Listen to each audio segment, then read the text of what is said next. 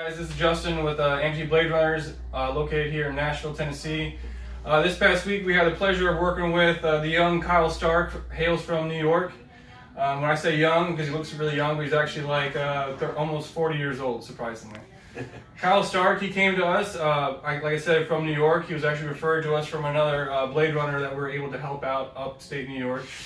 And he's been working with Daryl Partridge up there for quite a few months actually, just getting his strength where it needs to be and preparing his limbs to come down here and be fit for kind of a more athletic fit is what we like to use the term for sometimes. And so he had a lot of preparedness prior to coming down here to be fit with all his new setup here. So a lot of it is not just the tool that we provide you or the piece of equipment, it's education and prior exercises and desensitizing that's required to bring all this together to have a successful outcome. So Kyle put in a lot of work prior to coming down here, like I said. When I first met him through Skype, he was wearing a current suction setup with some silicone liners, but some of his issues that he was having was just chronic sweating. He's an ER nurse and also a flight nurse. He's on his feet, up to 16 hours a day, doing all the things that are required of ER nurses, and sometimes, like I said, he's a flight nurse, so he goes on airplanes to treat patients in the air, and so that changes things as far as altitude and how sockets fit as well. And so when I first met him on Skype, he had a lot of maceration at the distal ends of his both anterior distal tibias and fibular heads. A little bit more background about Kyle Stark is he was actually born with spina bifida, and so he wore AFOs on his legs for many years, dealing with chronic ulcerations on his lateral malleoli. And then chronic ulcerations led to osteomyelitis, and then the elective amputation to have bilateral transtibial amputations. And then since his amputations, he's been able to ambulate longer distances and do more. He's married with 3 kids, like I said, full-time job, and now all he really wants to do is just become a little more active. He was completing 5Ks up in New York with his old setup. He had a suction socket, a sleeve, a silicone liner, and he was using these feet here. So these are good feet for people who want to walk fairly well and have a smooth rollover. But what we have found is they're not the best for people who want to be as active as they want to be. Kyle's first day here, we weighed his prosthesis when he came in. It was 5.8 pounds, and we were able to just put a new foot on there and drop it a pound. So having a lighter weight prosthesis will decrease energy expenditure, and also having this curve will decrease the amount of ground reaction forces that are being translated to his residual limbs, which can contribute to skin breakdown and discomfort. And so the prosthesis is made out of 3 main things. You have your liner, your socket design, and your foot option.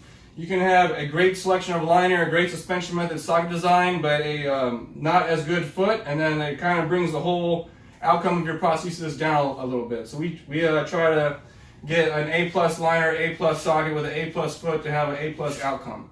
And so that's kind of what we thought we did down here. So Kyle came to us wearing silicone liners here. The only thing I changed differently was he was in a size I thought was a little bit too loose for him. And so this is the smallest size that they make in this particular liner here. This is a silicone liner. Silicone has a higher durometer, so the type of impact forces that Kyle will be putting on, it's just more sustainable to compressive forces and stress. And so he had 2 sizes larger than when he came down here. And so if you have a loose fitting liner, it's just going to contribute to more sweat of the residual limb inside of the liner. So by getting a tighter liner, it reduces the amount of airspace inside of his residual limb, translating to less perspiration. And so because he already had a lot of perspiration issues, and because he's active, he's on his feet a long time, he's running 5Ks, we introduced these sweat socks for him. And so in his old system, I mailed these to him, and he wore them, and then he immediately started having decreased maceration on his leg just by the use of a sweat sock. So Kyle is using these for running and walking currently. Since you've been using a sweat sock, do you like a sweat sock? Do you not like it? What are some things you like about it or don't like? I like it quite a bit. With my work schedule being such long days, I would get home at night and I would be very wet and macerated, and the bottom of my stumps would start to break down a little bit. Since starting wearing these at work, that's decreased immensely.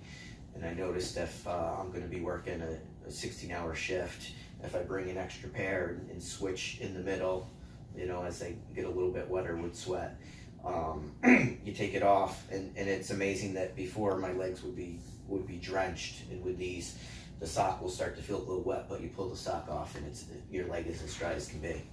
Right. So we obviously educated him on how to like manage these, because you can't just wear a wet sock on your leg all day, otherwise it creates friction and blisters can occur. So he's very good about understanding how to manage his own fit too.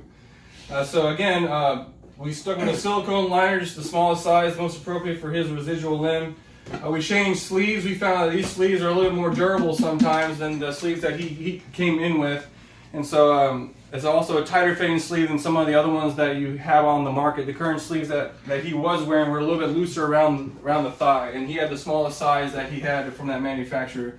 So finding a different manufacturer that can make a tighter sleeve around the thigh can increase the amount of suspension, but also due to his spina bifida and some other things that he has going on, he has some weakness and some malformations in his knees a little bit. So a tighter knee sleeve can actually act like a knee brace to give him some more stability. When he walks, he presents, in his old legs he had a lot of valgus due to his congenital deficiency that he had, but also in his old sockets, I could stick my hand on the inside of the socket, so there was not a lot of ML control. So when he's walking, his knee would just be banging inside of the socket. In this design here, we got a little bit tighter to hug his knee to give him some more knee support. So we were actually able to decrease the amount of inset he had in the socket just by giving him some more knee stability and with a tighter sleeve. Do you mind starting putting your legs on here? So you might notice that this is a carbon socket. That's the carbon. And what we do is we glue an old piece of liner. This is TPE. TPE sticks to the carbon. Silicone doesn't stick too well. So this is just super glued on there.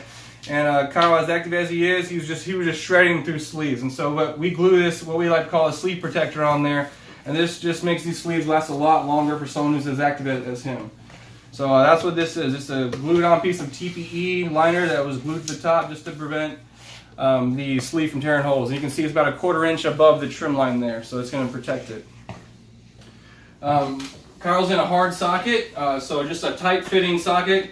We considered doing a flexible inner, but we wanted to decrease the weight as much as we could. He still does have a little bit of relief for his fibular head, which he had some issues with prior to coming here, so I wanted to make sure we left room for that. So no flexible inner, primarily for weight, and the fact that he is a long time user of a prosthesis and he's been desensitizing his legs prior to coming down here, so he was well prepared to not need a lot of extra things to accommodate for other deficiencies that might be present when you work with someone. So right now he's in this 2-ply fit distally. It's a little bit later on in the day. He's already walked a 5K this morning. I think it's the fastest time he's done since he's been down here. And where he's going to show you how he puts these legs on here. And again, he had these rush feet. We put him in this Fill Outer All Pro here. And then we also were able to provide him with these running blades. And the way he's going to swap these out is just we educated him how to turn 2 screws on there.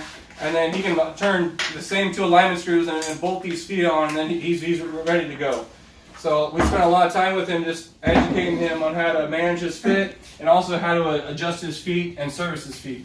The biggest thing that we're about down here at ABR is education and opportunity. So we want to be able to educate the patient to have an opportunity to do more things. If he goes in the water and gets these soaking wet, well, now he knows how to fix them or dry them off so they don't increase wear and tear on stuff. If he swaps out blades and he's feeling like he's not running fast enough, well, we educated him how to adjust his alignment to make him go forward faster. And so he doesn't need us, miles away to tell him how to turn a screw. Just, he's an educated guy. Most people know how to turn a screw. And so a lot of what we do is just try to set him up for success so he's not so dependent upon a prosthetic guy like myself here.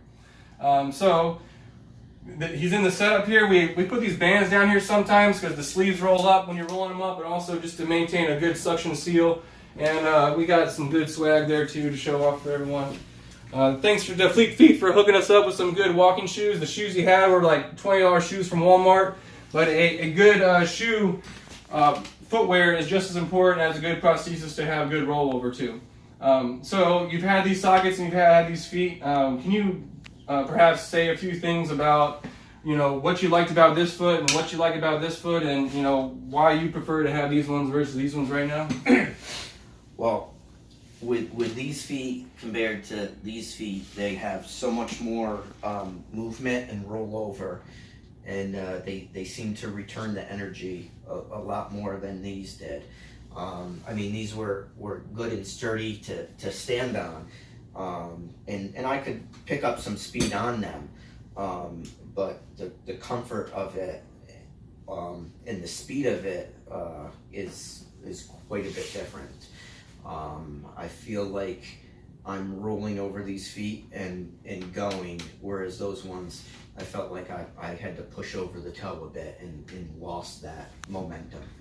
Okay, so we also went upstairs, up and down with these feet compared to these feet. And so what are some pros that you found of using these on stairs? Going up the stairs were amazing, because it seemed like as you went up and you dropped down, it would give you, it would bend here and give you a little bit of a bounce.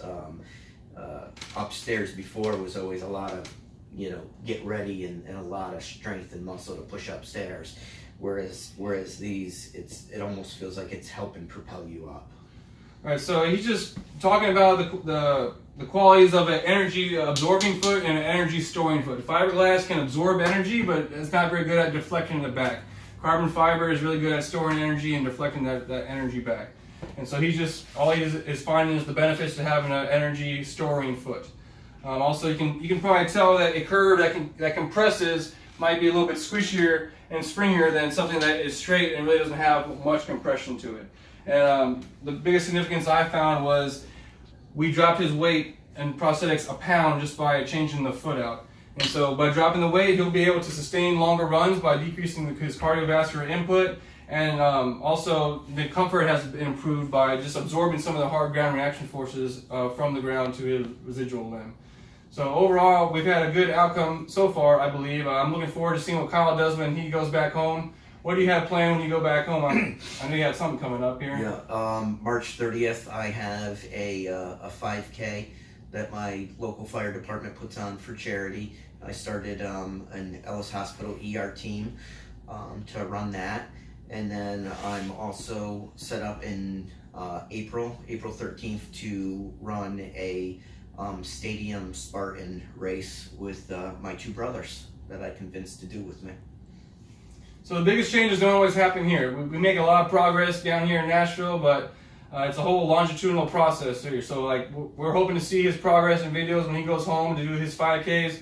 But that's when you see the biggest change and the biggest success is when they go home in their normal routine, doing the stuff they want to do, and now they have the equipment to do it. So we're just happy that Kyle trusted us and driving all the way down here from New York, arriving at midnight on Wednesday, and sticking with us over the weekend. And I think he's almost ready to head home now and go see his family. But we're looking forward to working with you and getting you back down here again sometime to visit. All right? Absolutely. But, it's been a pleasure working with you, man. It was Okay? a pleasure working with you. All right. Thank you so much. You're welcome. All right. Go team. All right, so what they did was they taught me how to change out the screws, and what we did was we put a couple black ones in so that I know which ones to take off and which ones not to unscrew, so I don't lose my my balance and where the foot is located. And then inside, outside on the running blade. So you just slide it in. A little twist until it's going to be locked. Drop back, of course.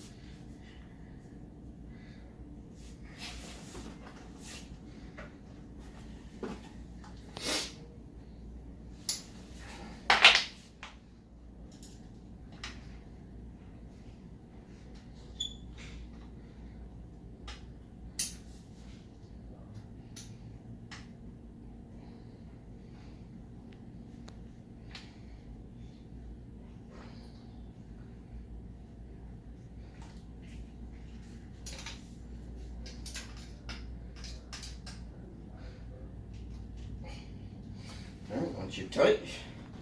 You're ready to go.